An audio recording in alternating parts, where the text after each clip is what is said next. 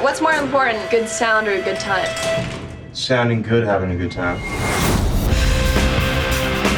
I remember thinking maybe New York isn't the kind of city anymore that produces iconic bands. The Strokes launched a fireball. Started playing New York a year ago. We've been tearing stuff up. A lot of people quit their jobs and just were like, I'm gonna play music full time. We felt like we were gonna take over the world. People went crazy for it. Suddenly, there were bands everywhere. It all happened so fast.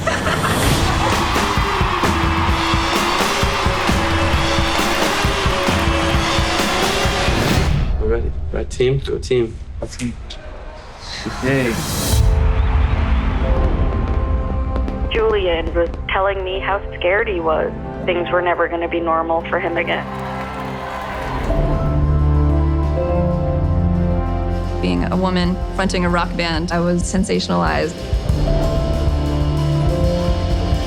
There was a lot of tension in the studio. He said, we really don't want people to hear this. But I've lived in fear my whole life, and I had nothing to lose. You could feel the love from the community.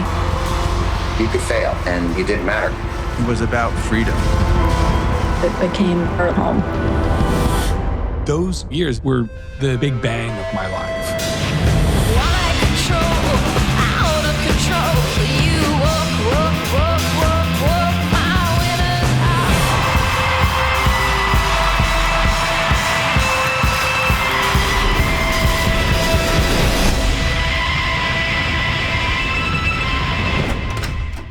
You guys want to be in a documentary?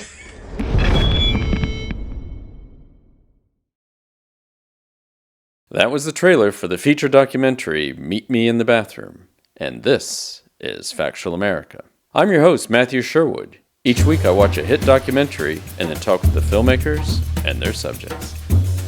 Meet Me in the Bathroom is an immersive journey through the New York music scene of the early 2000s, when bands like The Strokes, Yeah Yeah Yeahs, Interpol, and LCD Soundsystem, just to name a few, kickstarted a musical rebirth for New York City. Join us as we talk with directors Will Lovelace and Dylan Southern as we step back 20 years to a time before social media, when bands performed simply for the love of music. Sounds like a dream, doesn't it? Stay tuned. Will and Dylan, welcome to Factual America. How are things with you? Dylan. Illustrating what we were talking about before we started this, I didn't even follow my own advice. We'll start with you, Dylan. How are you? Really good, thanks. Really glad to be on with you. Okay, and Will? Yeah, also good. Thanks for having us. Are you all based in the UK? Yes, both based in London. Okay. So it's still because we're now in the summertime. It's still light outside, but if this goes on for a while, it will be getting dark. Yeah, Dylan might have to change locations or do something. But coming to us al fresco there. Well, anyway, welcome to Factual America. It's great to finally get you guys on. Just to remind our listeners and viewers, we're talking about Meet Me in the Bathroom. It's came out last year, but it's now on Apple TV and Amazon Prime. And do let me know if there are other places where people can see it. I think it's already had a theatrical release, so I don't know if it's still in cinemas or theaters anywhere. But welcome again. Really great to have you on. Maybe we just start out for our listeners who haven't had a chance to see this film. Will, maybe start us off. Maybe you can tell us what Meet Me in the Bathroom is all about. Maybe a brief synopsis. Yeah, it's a music film, music documentary, which is sort of loosely inspired by Lizzie Goodman's book of the same title, which came out, I think, in 2017. And it's an immersive immersive journey into the New York music scene around the kind of turn of the millennium. So the few years from 1999 onwards, when there seemed to be a kind of musical explosion in New York, different lots of different bands kind of coming through at that point. So that's the film. Okay. And Dylan, maybe set the scene for us, because I actually used to went to New York quite a bit in the late 90s and even was in Alphabet City, although my friends obviously weren't taking me to the right clubs, because I don't remember seeing any of these bands. But what was New York like leading up to this sort of musical explosion that you guys document for us? I mean, what was the music scene like in New York before these guys, some of these bands hit? Yeah, speaking to them all, specifically, these are guitar bands, and they come from a kind of a certain lineage. And I think for people that kind of were into that kind of music, New York seemed pretty dead in the late 90s. I think culturally, guitar music was in a bit of a nadir, and there's a lot of like pop punk kind of stuff happening in that was popular in the general community. I mean, New York's always vibrant for music. There's not stuff going on with guitars. There's stuff going on in hip hop or jazz or whatever. So I'm sure there was like some amazing scenes happening at that point. But the general feeling for the people in the bands that we cover, who at that point were arriving in New York, with expectations that they'd sort of built up, looking back to the Stooges and CBGBs and all that kind of stuff. I think when they got to New York, they were like, oh, it isn't quite what it was. And I think that vacuum is one of the things that led to the creation of this scene at that point. Yeah. And Will, so this sort of, as you say, Dylan, let's face it, New York's a very vibrant city. It always has been and will be. But it does seem to kind of seemingly come out of nowhere. And what was this? What was it that brought all these bands to New York, and what was the genesis? And it's not just, you highlight, obviously the Strokes play big in this, but it's certainly not limited to them. What were they tapping into, do you think?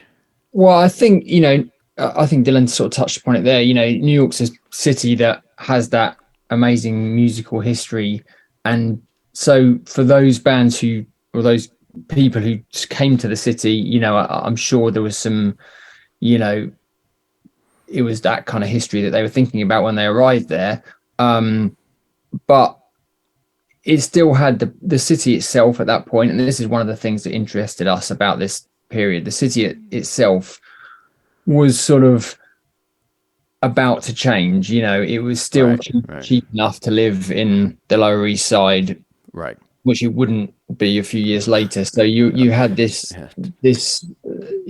sort of situation where lots of the bands could move into the center of New York, really, and and grow up and find out the sort of music they wanted to make. And one of the things that sort of we really liked about Lizzie's book when we read it was that it sort of felt like a series of coming of age stories, really. They all of these characters in their own ways either came to the city or grew up in the city, and it was that moment that was most interesting to us, that it felt like all of these bands actually they weren't as they weren't living in each other's pockets, but they were all in a similar parts of town and were growing up and making music. Yeah, I think you raise a good point. I think even in the film, one of the I forget who it is, but someone talked about how the rents were so cheap you could just experiment, you could do whatever you want in the music scene, and that's kind of that's unimaginable these days, right? And it's especially like in Brooklyn, and we've had other, like you said, there were other scenes going on. We had, there's some thriving stuff going on in Brooklyn too, in terms of rap and that kind of stuff. But it all is very similar. It's very similar sort of socioeconomic things going on at this time, late 90s and stuff. Where, New York is. Well, we'll maybe talk more about this too, because I think that's again what your film's partly about as well. But where New York was then versus where it was after, after this all hit. And you guys are based in the UK. The thing that struck me, we're a UK-based podcast, these very strong links to the UK, which are, Dylan, I mean, maybe you can say more about that, because, I mean, some of them had their, if not all of them, had their first successes, or some of their first big successes in the UK, and you document that well. Yeah, I mean, I think there's a sort of symbiotic relationship between Britain and that scene, in that, as you say quite rightly, you know, the Strokes got signed in England before America knew about them, really, and all of these bands came to England and played to like sold out shows without having released anything, or released, you know. And I think something that played a huge part in that is that in Britain at that point we had a very voracious music press. We had the NME, the Melody Maker, you know, lots and lots of kind of, you know, well-established music magazines, and they were always looking for a scene to get behind. You know, we had Britpop in the 90s, which had sort of gone on its way, and again, it's sort of perfect timing that the music press was looking for a scene to get behind, and there happened to be all of these things bubbling up in New York, and, you know, New York with its musical heritage, and to us as Brits, it has this romance about it. So I think it was just a kind of perfect storm, that, you know, because when you look at it, it wasn't a scene in the way that you might think about a scene. Like they weren't all hanging out together. They didn't all, like, you know, go to the same places, and they're actually making quite different music. You know, the Interpol and the Strokes aesthetically are very, very different.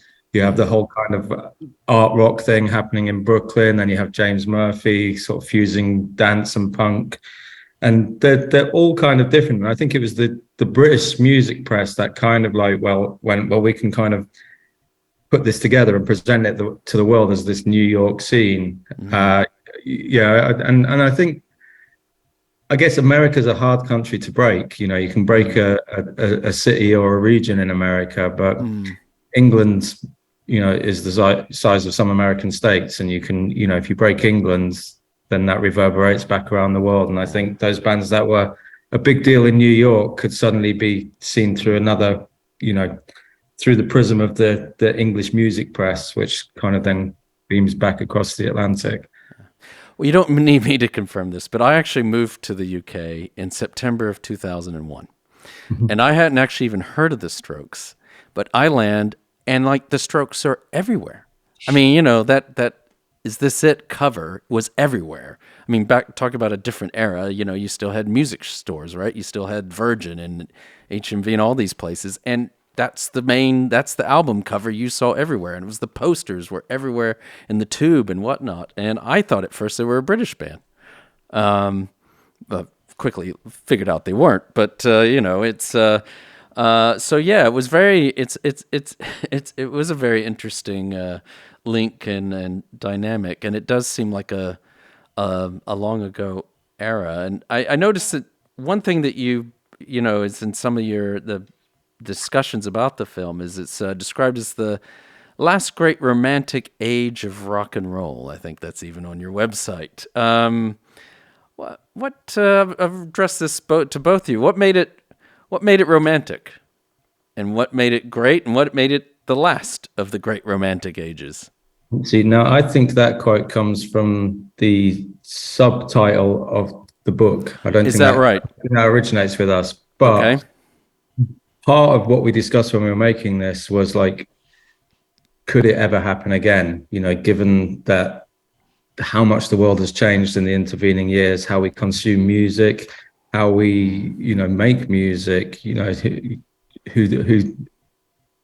how audiences are made up now. Everything's changed so significantly that part of our sort of thesis going into the film was that it probably is the last time it would have, you know, a scene would emerge organically in a geographically specific location and have such an impact. And I think it's romantic because I think in a way it you know, it did tap into everything that had gone before in terms of rock and roll, and that, you know, it sort of weirdly, there's a sense, even though it was all about drugs and debauchery and kind of, you know, all that cliche band stuff. When you look at it now, it does have an innocence about it because it's before, tech consumed our lives, and it's before.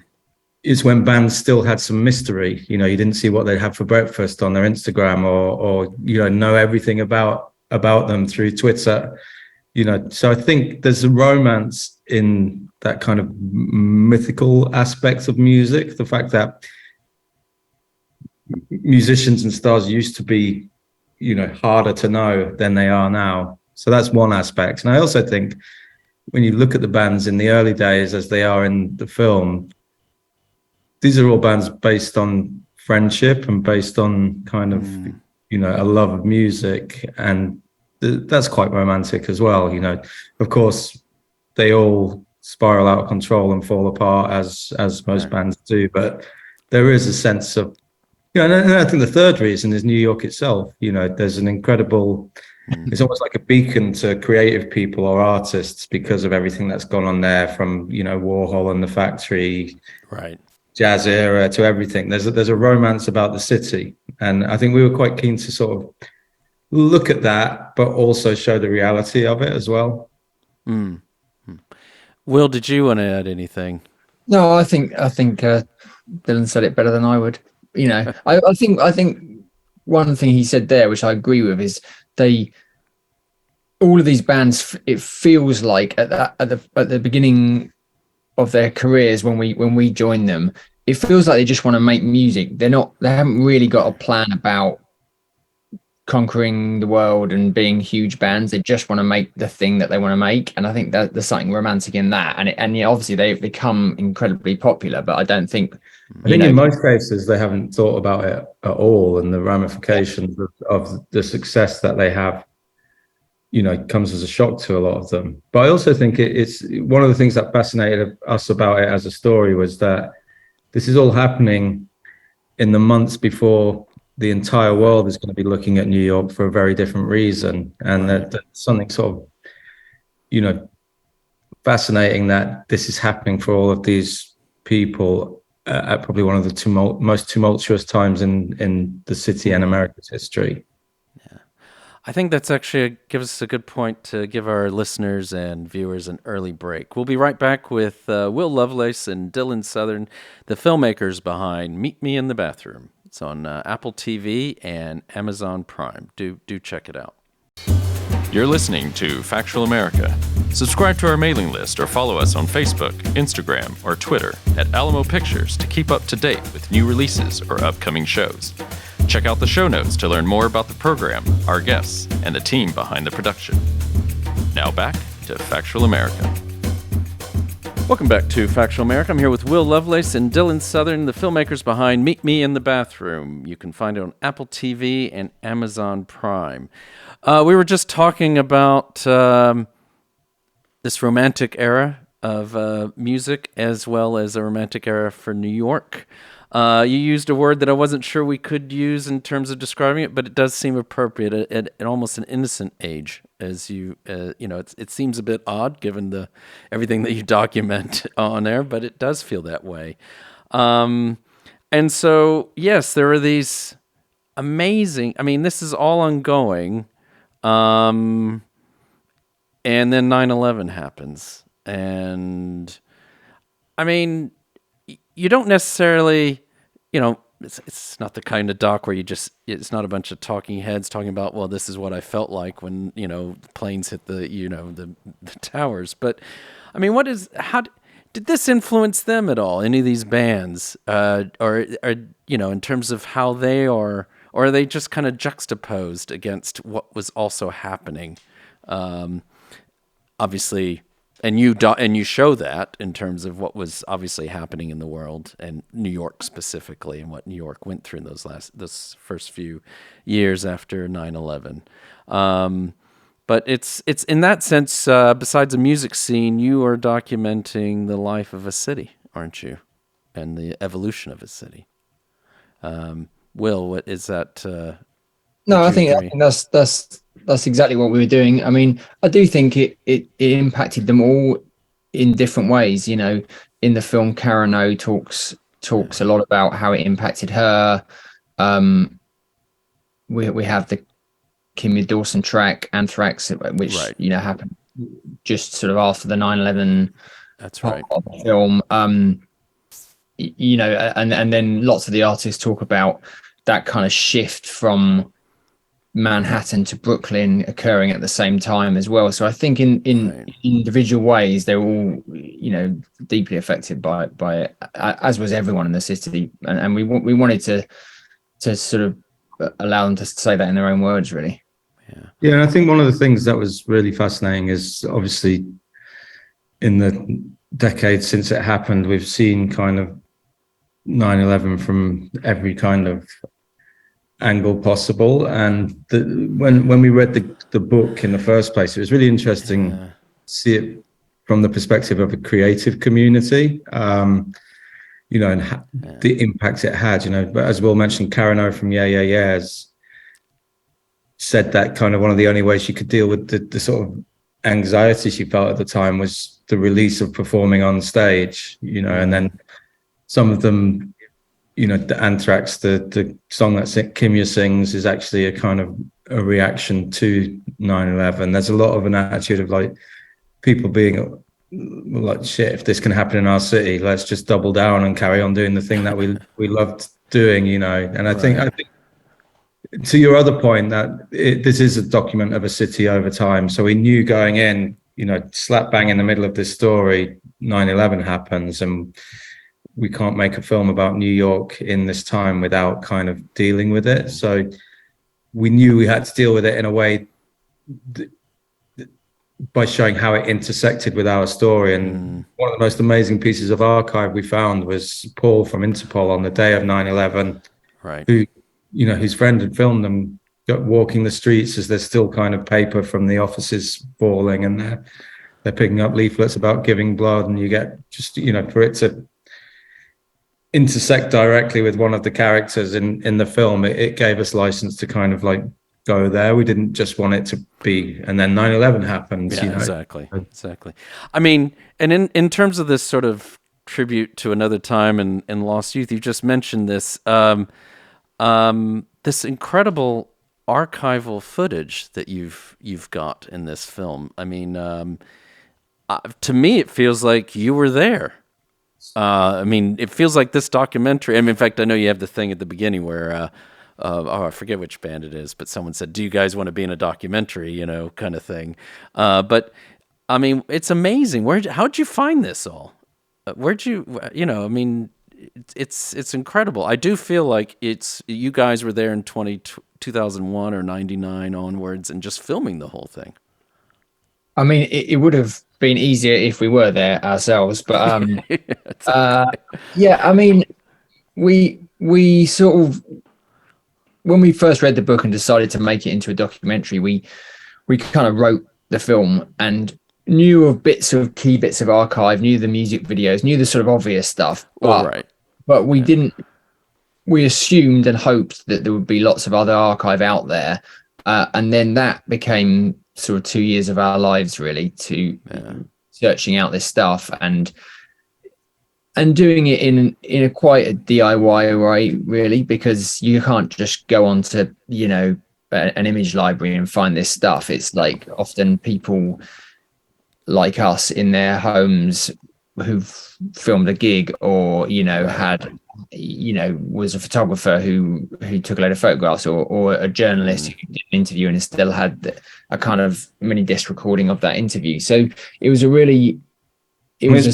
proper detective work at points, because it was finding people, pulling up old message boards from the period and finding people, and then trying to figure out where they were at this point. And someone would say, "Oh, I remember there was a guy with a camera who was always filming gigs." So it was a process of sleuthing, really, being detectives and figuring out where all this stuff was. And that takes time, and you have moments where you think, "Oh, we're not going to get anything that covers this period. How are we going to do that?" And then something amazing will come in at the last minute. But yeah, we always said we want to build this entirely from material that comes from the time, so it doesn't just end up being a sort of typical behind the music kind of documentary, where wasn't it great back then? We wanted it to sort of feel like you were there and immerse people in that moment in time. I mean, one thing that sort of made it difficult, but it in the end worked in our favor, was that when this was happening, there was no YouTube, didn't exist. There wasn't really a place to upload videos. So whilst that stuff was really hard to search out, it was also stuff that no one had ever seen before. Quite often it was you'd get in touch with someone and they had never looked back at the tapes that they'd shot. There was a photographer called Nancy Saroof who had shot tons of stuff with lots of these bands and had a kind of suitcase full of tapes and Amazing. Rolls of films and so on that she'd never looked at since it was shot. And there was a few instances like that where you'd get a kind of gold mine of stuff, which was amazing. And other times the bands themselves would try and point us in the right direction. Like James Murphy said of their first show in London, someone was definitely filming. There was a guy there right up front with a camera. So we knew it existed, but didn't necessarily know where to find it. And how did you find that guy? That's a good question. It was one of the ones we should remember because it was right near the end of the editing edit. But that was it was again, someone mentioning a name and into that person who mentioned, it was a lot of that. And it was fun. It also took place just as lockdown happened. We started the edit. I was going to ask. It was it was a disaster at first because we were going to go to New York and we were going to kind of like do a lot of this sort of hunting in New York. But then it proved to be sort of beneficial because everyone was stuck at home. Everyone had time to go up into their attics or to look in their kind of, look through their old stuff. And I also think that first lockdown made everyone slightly nostalgic as well. And like people were very, very open to kind of helping us. And I think we got a lot more archive than we would have if people hadn't been, locked into their homes. And if they'd been doing their 9 to 5s or they'd been out on tour or whatever, we probably wouldn't have ended up with as much great archive as we did. And as as you say, people being more open. I mean, is that also when you were doing these audio interviews? Is that about that same time? Because I mean, it's interspersed and voiced over throughout the film, but it seems like you pretty much got everyone seemed pretty keen. Were there's everyone keen to cooperate? Because it seems like you've got just about everyone coming. Yeah, I mean the majority of what you hear of the audio interviews are kind of actually built from recordings we found from the same period the film takes place. So we did a process of finding every interview that anyone had ever done, radio, television, whatever. And then we also decided to contact all the print journalists who had interviewed people and ask them if they still had their recordings on minidisc or whatever format that was. We're doing a lot of work with minidisc, which and that was a kind of conscious decision that we wanted to have them speaking in the main at that time rather than now looking back. So we did do interviews, but they were kind of follow-up interviews where we were where we'd already kind of everyone was really, really great with giving their time and giving us their archive, and the audio interviews that we did in the later stages of the edit were really, really useful because, no matter how good all the archive you find is, you still need little bits to kind of give you context or to sort of act as segues from one bit to the other or to clarify something that perhaps isn't as clear as it could be. So, everyone was really, really great and really supportive of the project. Wow. I mean, did you guys sleep? I think it sounds like to me you were. The editors. You go ahead. The editors didn't sleep as much as they should have done for sure, and we had two editors, Andrew and Sam, who are full credit to them because they kind of worked round the clock as well. But yeah, it was a long a long long project, a lot of late nights, definitely.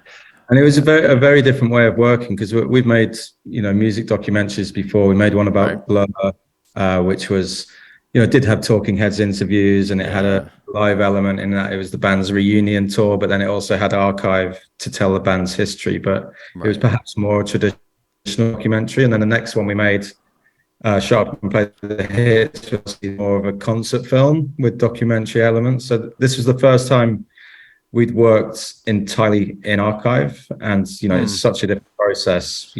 We had an idea of the story we wanted to tell. We wrote it. We did a kind of writer's room at the beginning, and we had our kind of vision of the film we wanted to make. And then you have to set out trying to find the stuff that you need to make it. And sometimes that stuff is hard to find. Sometimes you don't find it at all. Sometimes you find something that sends you in a slightly different direction, and everyone on it sort of it has to be prepared to adapt and to kind of build this thing in good faith, hoping at the end of the edit that we'll have it. What does Lizzie think of this, of the film? Lizzie Goodman. Well, I hope she likes it. She I think she does. Yeah, she was a big part of the whole process. Was very helpful. With both getting us kind of going, introducing us to people, watching edits and all that stuff. So yeah, Lizzie was great, really. Yeah. And she was with it when we did the premieres in America and stuff. She was there at every one doing the Q&As with us. So I think she really enjoyed the process of making it. And I think she'd lived with it for so long. I think it took her 6 years to write the book or something. So she was just sort of excited to see the story in someone else's hands and see how and we didn't want to just remake the book in sort of documentary form. Our whole thing was the book as an oral history does what books do best. It has that amazing quality of a sort of dialogue going on between lots of people, and that Rashomon quality that everyone's got their side of the story and the truth is somewhere in the middle, and the book does that wonderfully. What we knew we could do as filmmakers is something that the book can't do. It can do it in people's imaginations, but we could actually sort of viscerally bring to life the time, and a sense of the culture, a sense of the differences between then and now, just through building this kind of collage of that period. And you guys, I note that you, if you've already mentioned, you do a lot of collaborations together. What's the key to success? Maybe I'm going to open up a can of worms here, but what is the key to success as collaborators? One thing that the film shows is, all these creative differences and things that bands have and the conflicts and stuff. But often there's something about that tension that leads to creative success. What is it like for you guys collaborating on these projects? We hate each other. Yeah, you hate each other. Yeah, exactly. Yeah, you just got to get through it. Or maybe the other way I should put it is, and I feel like getting ready for this chat we're having, I kept worrying that you've got some great scenes in there where you've got really, at least I found them annoying music journos asking questions, just really stupid questions. So I've just kept thinking, don't ask the really stupid question.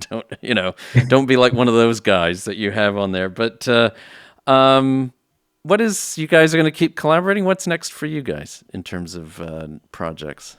Yeah, we're sort of searching for a new, we've done several music documentaries, and our hope is that the next documentary we make will not be a music one, not because we don't like music documentaries, it's just because we've told stories of that genre and in that world before, and I think it would be nice to kind of open out to something new. So we've been discussing a few ideas, but nothing's kind of concrete yet. And as much as it was great fun making an archive-only documentary some 20 years ago. I'm not sure.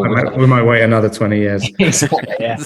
Well, although we won't have any problems getting archive in 20 years' time for bands today. It would be the opposite problem. It'd be like, well, I mean, and I will be, but not to sound like the old man in the room, but that's the thing that I hear, a lot of people say, and you were saying this, or Lizzie maybe said it first, but about this romantic age and what the bands just wanted to make music.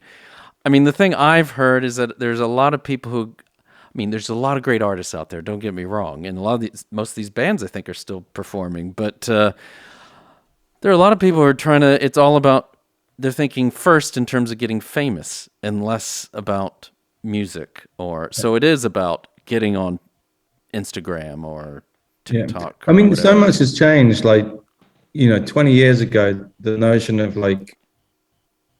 a sort of respected artist doing a sponsorship deal with a brand or it could never have happened. It would have been, sacrilege, or it would have been like that, it would have dented that person's reputation. But now, if you don't have a kind of brand sponsorship or hook up with some kind of corporate entity, then you're not, I guess because there's the revenue streams from live and from releasing records is so kind of low now. But yeah, no, it's a completely different world. These guys in our documentary were making flyers and photocopying them. Now you can, and probably 100 people might pick them up and see them. Now you just stick it on social media, and building an audience is a very, very different thing now, and getting people's attention is a very different thing, and has to be sort of constant to the point where, as I was saying earlier, there's no mystery to musicians anymore. There's no kind of sense of them occupying a different space, which is good in some ways, but bad in other ways, because you do want a Bowie or a Bob Dylan. You don't necessarily need to know. And I guess for some of us who aren't musicians but love to go to see bands and live music and everything, it's almost kind of a lost innocence for us as well, because there was that us of a certain age, that joy of going to some club in a really bad neighborhood, and you and one of maybe 4 or 5 other people watching this band, you're thinking, oh, they're going to be the next great thing, and and then they didn't end up being the next great thing. But there was something about that is, does that happen anymore, really? Well, I think that's what was so exciting about this, is that this film is that it felt to us a little bit like the last sort of time that if you wanted to be in, to go and watch those bands or discover that music in its infancy, you had to be in the city or had to be in and around the city. Whereas now, I don't think that makes any difference. You can find out about, listen to, watch any artist from anywhere in the world. I'm sure there are loads of really interesting scenes happening that we're not aware of. Yeah. But I'm sure there's a version of that going on somewhere, but I'd say sort of the across the board, people discover bands via algorithms now, and whether that's as exciting as walking into a sweaty club and feeling like something's happening, and getting that energy off everybody else in the room, which I'm sure still goes on, but I don't know, we're old now, so probably don't know where. And what I will say is, I think on many levels, but your film certainly captures that I will say. It took me back, that energy of going into into clubs and seeing bands like this perform. Again, and to fans or not, or fans or people who are not even fans of that scene or these bands, it's definitely well worth a watch. So thanks again, really very much appreciated. Thanks for coming on to the podcast. Great to finally get you guys on. And just to remind our listeners and viewers, we've been talking with Will Lovelace and Dylan Southern, the filmmakers behind Meet Me in the Bathroom. You can find it on Apple TV and Amazon Prime. Guys, that's a wrap, if it's okay with you. Thanks again. Really enjoyed it. And enjoyed Really enjoyed the film.